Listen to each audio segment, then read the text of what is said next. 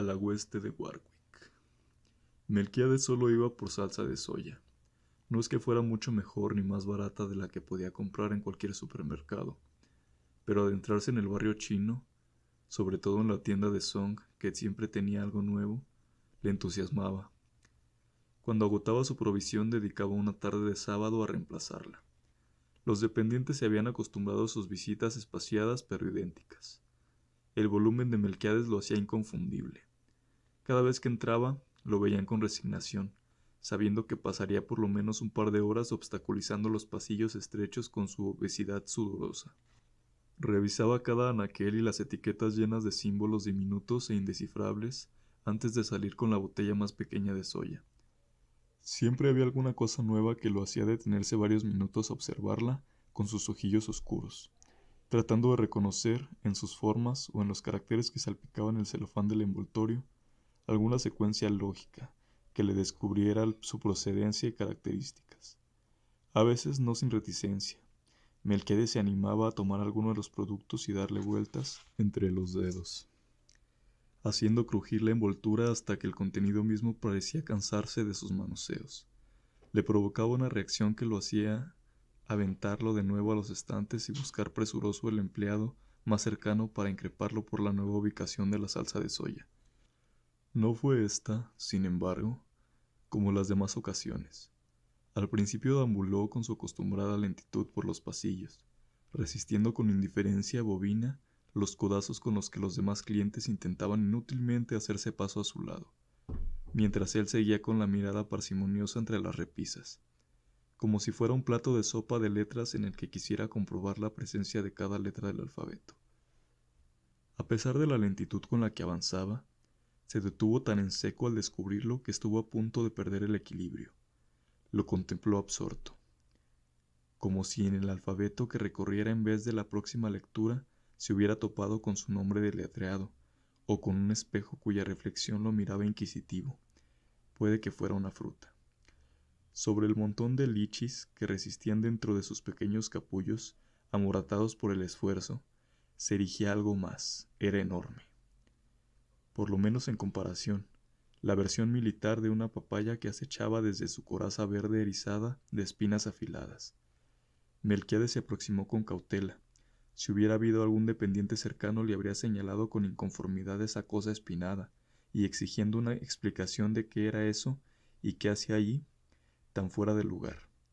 Cuando se dio cuenta, ya estiraba la mano hacia su corteza hirsuta prehistórica. Le pareció que aquello estaba tibio, al punto de la palpitación, pero ante el contacto suprimía el siguiente latido, contenía el aliento. En la caja lo envolvieron con destreza, casi con respeto. Primero lo colocaron sobre una tabla de madera bofa, luego lo cubrieron con hoja tras hoja de un periódico chino impreso en papel rosa de mala calidad. Finalmente lo metieron en una bolsa de plástico negro resistente y luego en otra más. La tabla quedó marcada con muescas profundas. Cuando le dijeron el precio no le sorprendió, aunque prácticamente le vació la cartera. Tan pronto transcurrieron 2 estaciones en el metro, sus dedos comenzaron a resentir la presión del plástico. El peso del fruto y la punción de las espinas habían perforado ya el periódico, y se marcaban contra la bolsa, como si pujara por salir. Aún así, no quiso apoyarlo en el suelo. A la siguiente estación se percató de que la gente lo miraba. Prestó mayor atención. ¿Cómo no había notado antes que olía tan mal? El hedor se esparcía como la densidad de un gas lento y untuoso. Le picaba la nariz. Incluso le dificultaba respirar.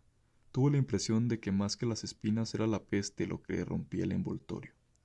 Vivía en el segundo piso de una casa de 2 plantas, ubicada en un callejón amplio, de poca profundidad e iluminado durante el día.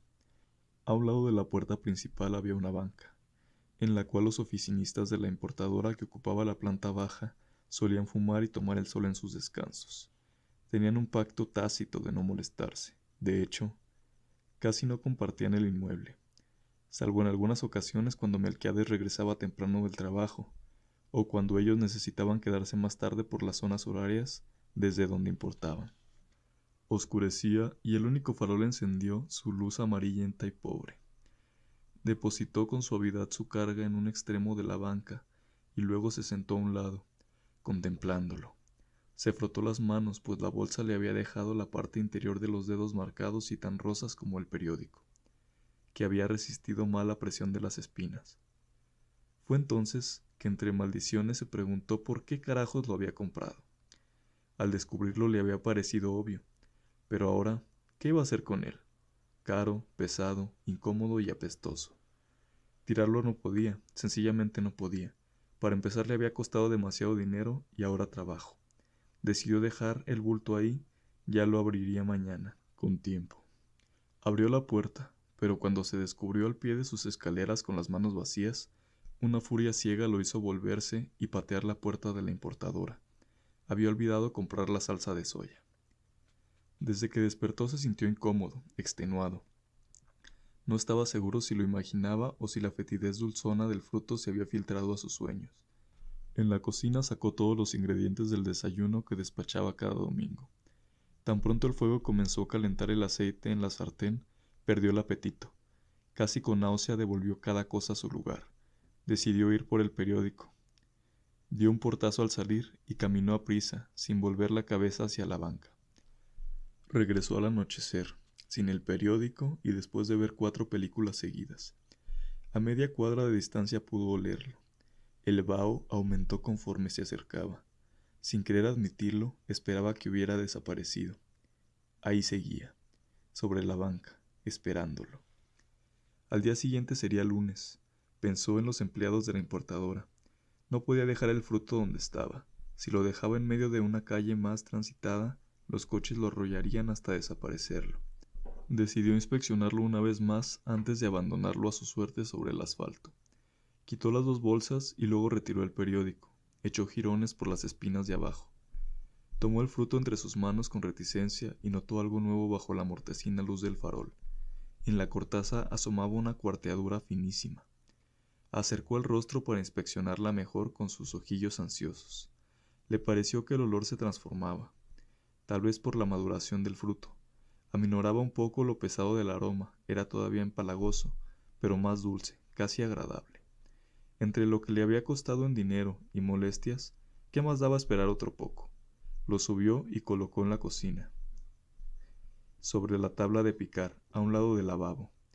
Decidió observarlo un momento para verificar que no se fuera a rodar. Al darse cuenta había pasado media hora, por lo que lanzó un último vistazo y se fue a dormir.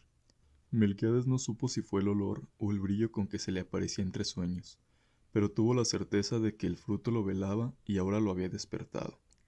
Miró su reloj. Tenía el tiempo justo. Si salía inmediatamente podía alejarse antes de que llegara la recepcionista de la importadora, y se ahorraría las explicaciones. Sin bañarse, se cambió de ropa y corrió a la estación. Cuando se cerraron las puertas experimentó al interior del vagón la esencia pegajosa. No podía definir si se le había adherido al interior de la nariz o a su ropa, incluso a su piel.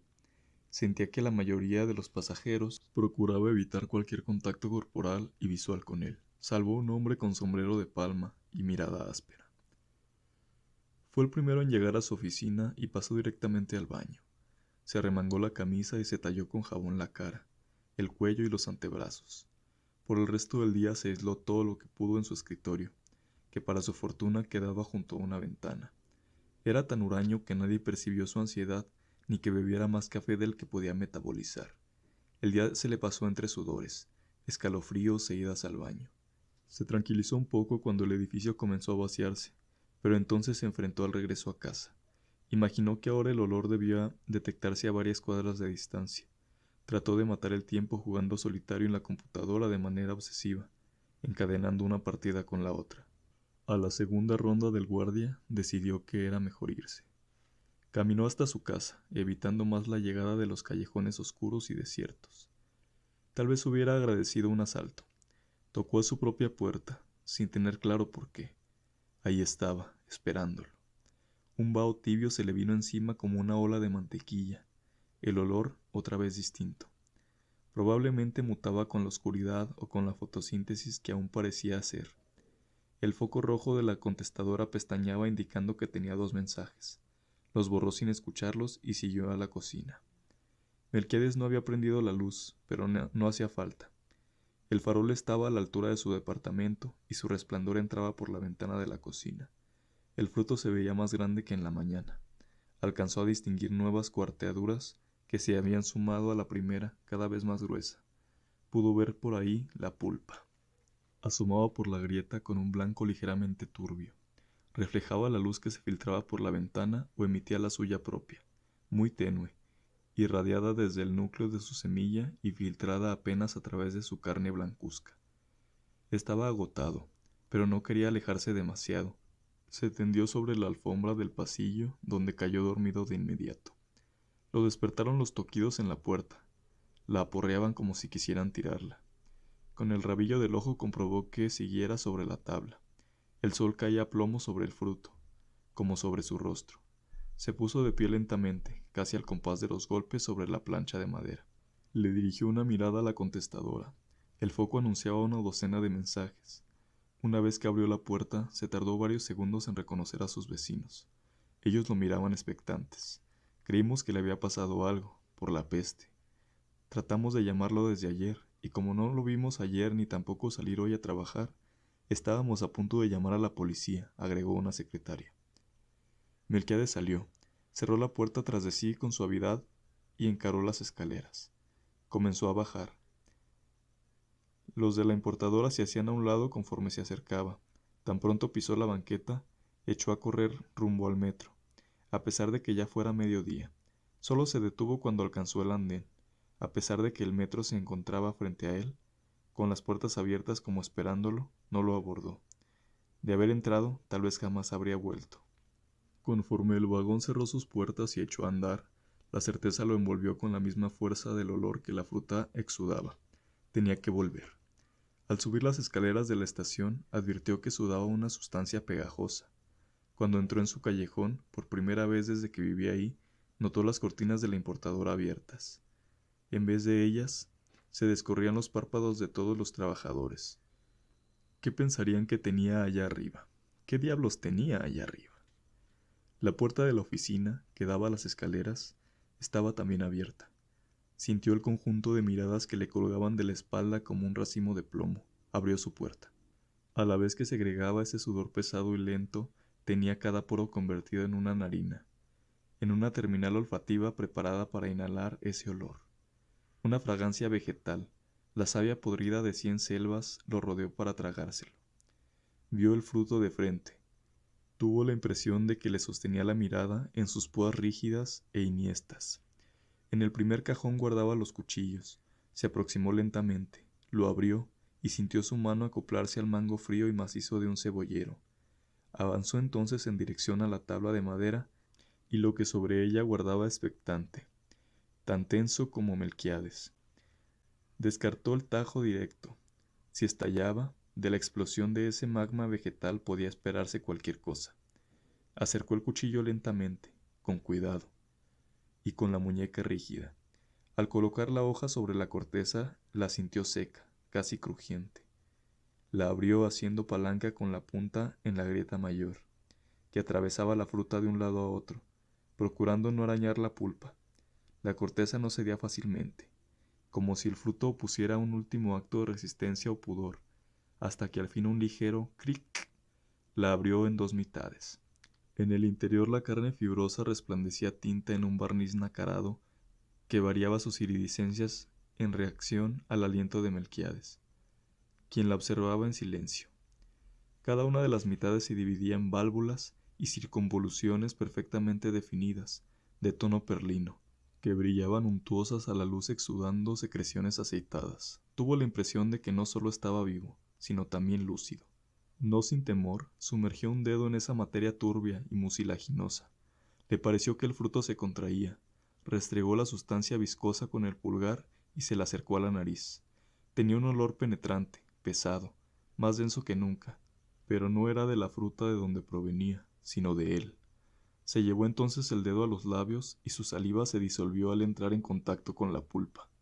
El fruto comenzó a vibrar ligeramente. Melquiades estaba en su punto.